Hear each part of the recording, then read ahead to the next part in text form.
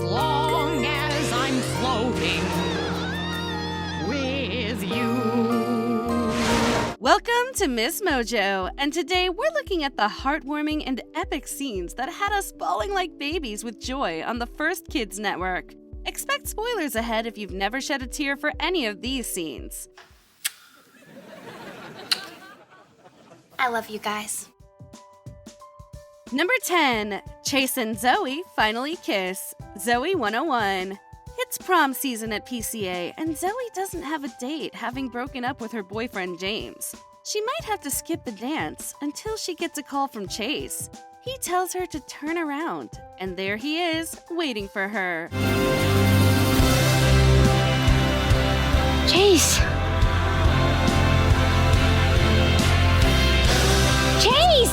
Following an awkward, clumsy reunion, the moment fans have been waiting for since the beginning finally happens. Zoey and Chase's first kiss. How about this?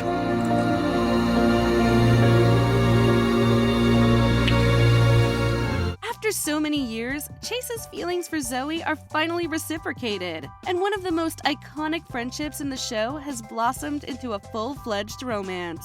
It's about time, if you ask us. Yeah, I felt that. Good. Number 9. Floating with You, The Fairly OddParents.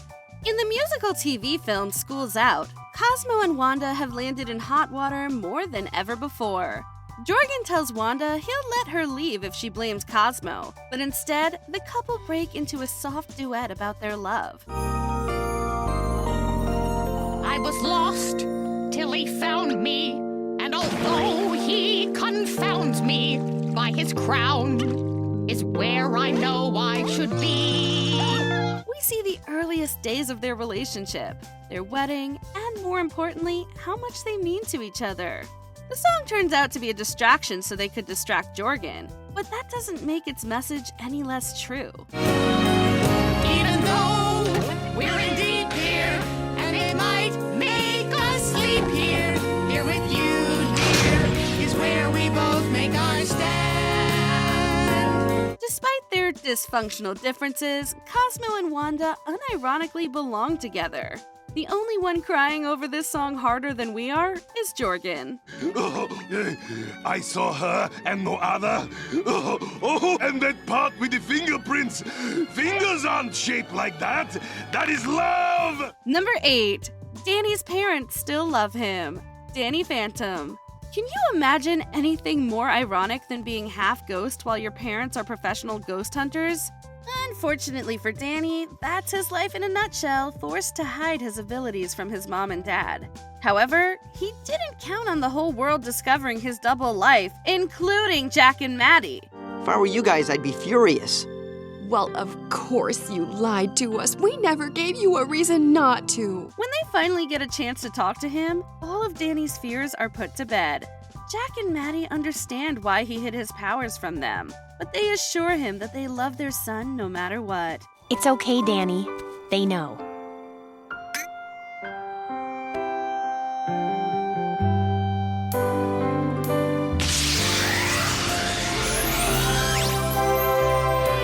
While Danny wipes their memories at the end, they learn the truth again in the series finale. And again, their love for Danny is unconditional. We love you, sweetie. You. Whether you're ghost, boy, or something in between. And I appreciate that. More than you guys will ever know. Number 7. Santa Kenan. Kenan and Kel. It's Christmas time, and Kenan is excited to buy a mountain bike. He even becomes a department store Santa to earn some extra money. However, everything changes when one kid asks Santa for a new bike for his little sister. Kenan can't get his mind off the poor kids. What's wrong? What'd I say? I can't stop thinking about that family, man. You know, that poor little bikeless girl. So instead of getting his mountain bike, he plays Santa for real. He uses his money to bring a little Christmas joy to a family that needs it the most. Daniel! Hey! Do you got lots of mountain bikes? Absolutely! me! While Kenan is a hilarious troublemaker, seeing him go out of his way to help someone else warms our hearts to the core. And in the end, Kenan gets a dose of good karma from the real Santa.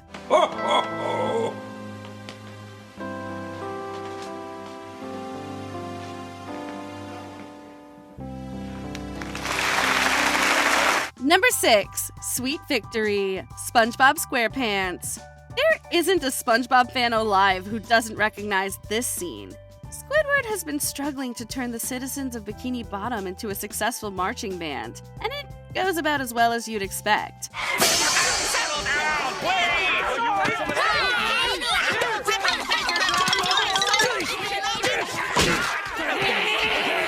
But with SpongeBob's encouragement, the townsfolk band together to put on the show of a lifetime. They pull out all the stops and perform David Glenn Isley's Sweet Victory in an epic, heart-stopping, triumphant halftime show.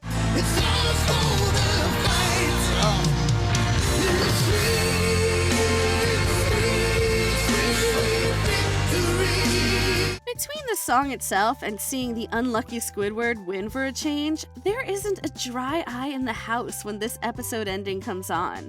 It's no wonder fans insist on them playing this song during the Super Bowl.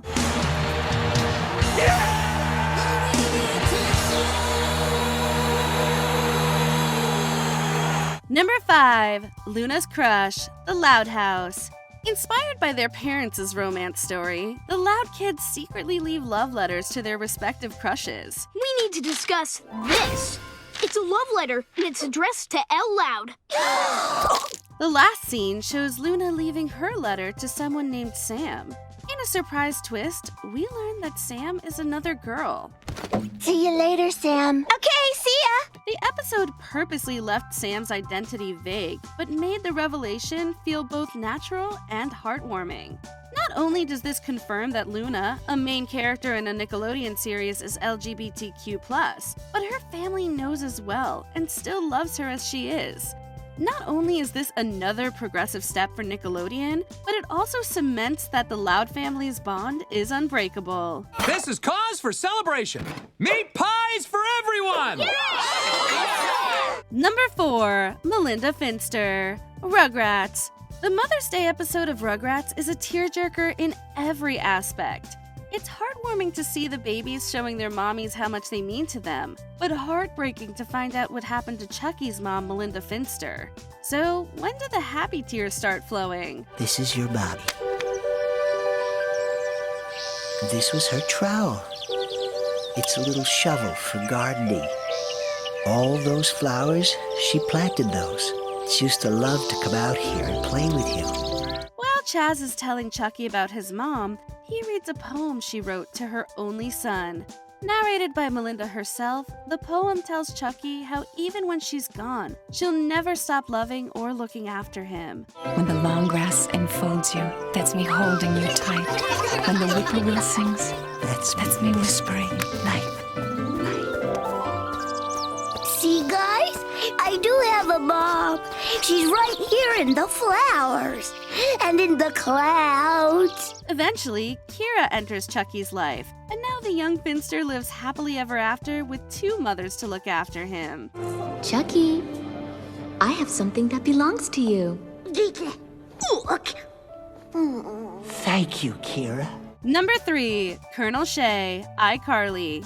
Since the show's beginning, Carly and Spencer have lived on their own while their dad is away with the Air Force. During the series finale, Carly is sad that she'll have to skip the annual father-daughter dance with her dad being so far away. That is until she and the audience get a big surprise. Colonel Shay all dressed up for the dance and waiting to hug his daughter. Now, I just want this night to be over. I don't want to go to that dance with anyone. Not even me?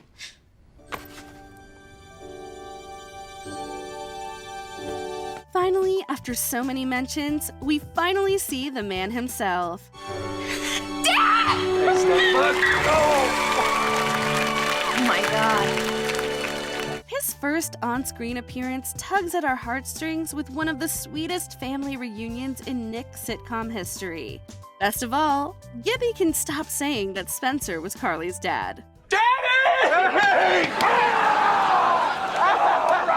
I missed you, Daddy! Number 2, Zuko and Iroh's reunion. Avatar: The Last Airbender. Undoubtedly, Uncle Iroh was the best paternal figure Prince Zuko ever had. Unfortunately, their relationship is strained when Zuko lets Iroh be imprisoned for treason against the Fire Nation, just to gain his real father's approval. However, sometime after he joined Team Avatar, Zuko finally mustered up the courage to face his uncle and apologize. I am so sorry, Uncle. I am so sorry and ashamed of what I did. They had been apart for so long that Zuko believed Iroh hated him. But we know better. He immediately pulls Zuko into a tearful embrace, telling his nephew he was afraid he lost his way and how proud he is of the man he became all by himself. I was never angry with you. I was sad because I was afraid you lost your way. I did lose my way. But you found it again. And you did it by yourself. This short but sweet reunion reduced us to blubbering messes after following Zuko's entire arc. It wasn't that hard, Uncle. You have a pretty strong scent. Before we unveil our top pick, here are a few honorable mentions.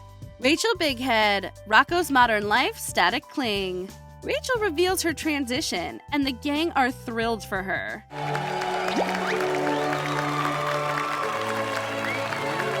Gary Comes Home, SpongeBob SquarePants.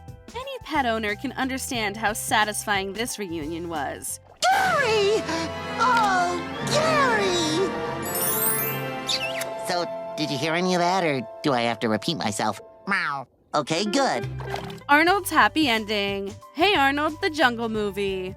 Over a decade later, Arnold finally gets his happily ever after. When will you be done? 3:30? We'll be waiting right here. April comforts Donnie. Rise of the Teenage Mutant Ninja Turtles. April reminds Donnie why he matters to the team. How could you say that? You aren't important to me because of your tech. You're important to me because of you. I don't think mystic powers is better than science. If anything, they're stronger together, just like us. You're Lincoln Loud, the Loud House. Lincoln's sisters give him some much-needed encouragement. Lincoln, you're perfect just the way you are. You're kind. You're fashionable. You're rockin'. You're funny. You're tough. You're deep. You're friendly. You're smart. You Lincoln Loud. Before we continue, be sure to subscribe to our channel and ring the bell to get notified about our latest videos. You have the option to be notified for occasional videos or all of them. If you're on your phone, make sure you go into your settings and switch on notifications. Number 1, Mr. Wynn's Christmas Miracle. Hey Arnold. Arnold has the perfect idea for a Christmas present for his fellow tenant, Mr. Wynn, to reunite him with his long-lost daughter, Mai. I knew I had to do the best thing for Mai. I knew if I gave Mai to the soldier, they would take care of her. Unfortunately, Arnold's efforts prove fruitless, or so he thinks. Come Christmas morning, Mai turns up for a tender reunion with her father, thanks to Arnold's Christmas angel, Helga. Hey Arnold, you did all right, man. You tried harder than anyone else I know. All for Mr. Wynn, a guy who's alone in this country. We're not sure which melted our hearts more, the actual reunion, Arnold going out of his way to help his neighbor, or Helga sacrificing her own gift to help Arnold without taking credit. Either way, if you're having a blue Christmas, we guarantee there won't be a dry eye at the end of the episode, but plenty of holiday cheer. Everyone, this is my daughter. Hello, everyone. Merry Christmas, Mr. Wynn. Which Nick moment made you sob the hardest? Let us know in the comments.